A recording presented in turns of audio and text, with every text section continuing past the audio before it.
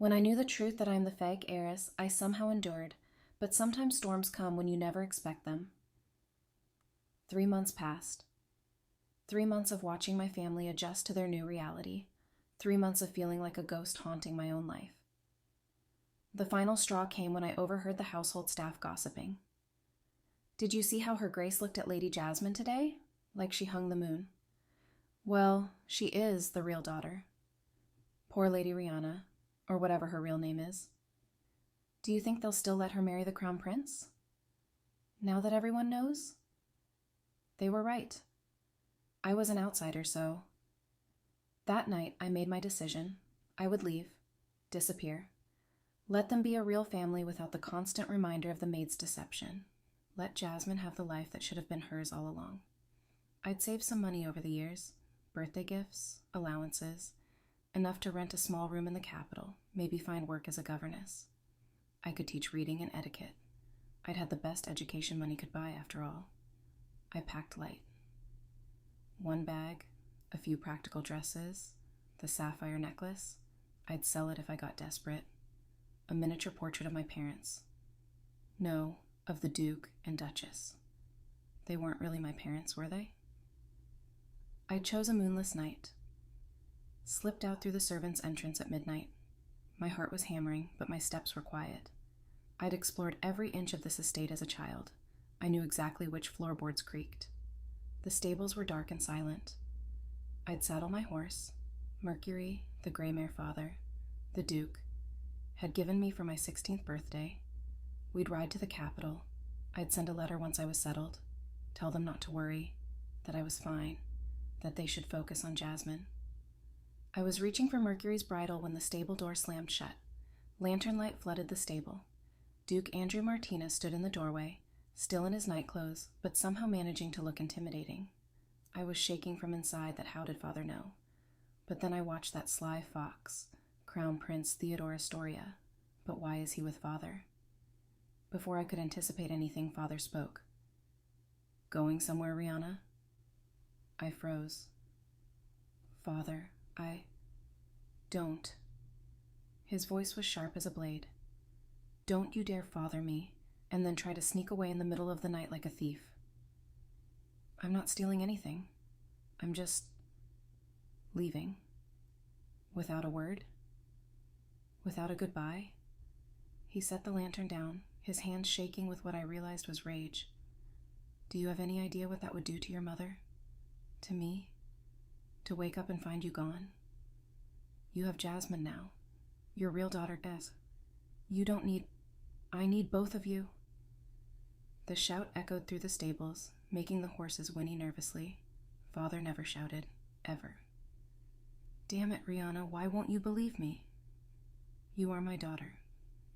Maybe not by blood, but by every single day of the past 18 years, by every skinned knee I bandaged, every nightmare I chased away, every terrible joke I made to hear you laugh." His eyes were wet. The Duke of Martina, one of the most powerful men in the Empire, was crying in a dusty stable. "Blood doesn't make a family fat," he continued, his voice cracking. "Love does. And I love you, Rihanna. So much it terrifies me. The thought of you out there alone, thinking you're not wanted, thinking you're not enough." He pulled me into a crushing embrace. "You're more than enough. You're everything." I broke, sobbed into his shoulder like a child. Mercury nickered softly behind us, confused by the emotional humans in her stable. "Come back to the house," father whispered. "Please. Let's talk about this in the morning. Your mother will have my head if she wakes up and you're gone." I nodded against his chest, too exhausted to argue. When I was back in the mansion, Theodore was standing at my door. I knew exactly what he wanted. "Do you need something, Your Royal Highness?" I spoke coldly. He smiled politely. "No, Lady Rihanna. I already have what I want." His bold tone was a declaration of war between us, and if I wouldn't confront him, I would be a loser. I watched his eyes. "Despite a handsome face and achievement, you have nothing, Your Highness." I said and moved forward to leave, but he suddenly took my hand and nudged me forward. Oh, darling, I also have a pretty fiancé who looks like a bird when she gets angry, and I won't let her go ever, he said with a smug look. I pushed him backward and asked, Why are you doing this? Because we are bound by law, he responded coldly. But I knew he wanted something. Do you want to torment me for all these years? My question shocked him. No, Rihanna. I want to reward you because you are already tormented, he said, and slightly kissed my forehead, then went to his room quietly without a second thought, and I was almost fainting. How can he kiss me? At the end of the corridor, I saw a figure running toward the hall, but I knew who the person was. Jasmine Martina. She was listening to everything. How can I take what belongs to her? This was only the first attempt. I'd have to be more careful next time, but I should have known Mother would anticipate my second attempt. 2 weeks later, I tried again. Different strategy this time. I pretend to visit my cousin Celeste in the neighboring duchy, then simply never come back. I made it as far as the drawing room, where Mother was having morning tea. Rihanna, darling, perfect timing. Sit with me. Her smile was warm, but her eyes were knowing. Actually, Mother, I was just about to... Sit. Not a request. I sat. She poured me tea with steady hands, added 2 sugars exactly how I liked it, and pushed the cup toward me. Then she dismissed the servants with a wave. Once we were alone, her smile faded. I know what you're planning, she said quietly. I've been watching you. The way you've been saying goodbye to every room, how you've been giving away your favorite books to Jasmine, the letter you wrote and hid under your mattress. My blood ran cold. You read my letter? I'm your mother. Of course I read it. She set down her teacup, and it broke my heart. Every single word. Mother? Eleanor. Call me Eleanor if Mother feels like a lie to you now. Her voice was sharp, hurt. But don't you dare try to leave me. Not like this. Not because you've decided, all on your own, what I want and what I need. You think you're sparing me pain, Rihanna? You're wrong. Losing you would be the only pain I couldn't bear. Her hand trembled as she reached for mine. I raised you. I sang you to sleep. I watched you take your first steps. I don't care what anyone says. You are my daughter. Tears blurred my vision again. But Jasmine is my daughter too. My blood. My heart. But you... She pressed her palm against my cheek. You are my soul. I couldn't speak. She smiled faintly, brushing away my tears. Promise me something. Promise me you'll stay until you figure out what you want. Don't make choices based on guilt or fear. Make them because they feel right to you. I nodded weakly. Good girl, she whispered, kissing my forehead. Now go find Theodore. I believe he has something to tell you. I froze. What do you mean? You'll see. I found him in the garden, standing under the blooming wisteria tree. The same spot where he'd proposed to me a year ago, when everything was still perfect. He turned when he heard me approach. His eyes softened. I was hoping you'd come, he said quietly. What do you want from me, Theodore?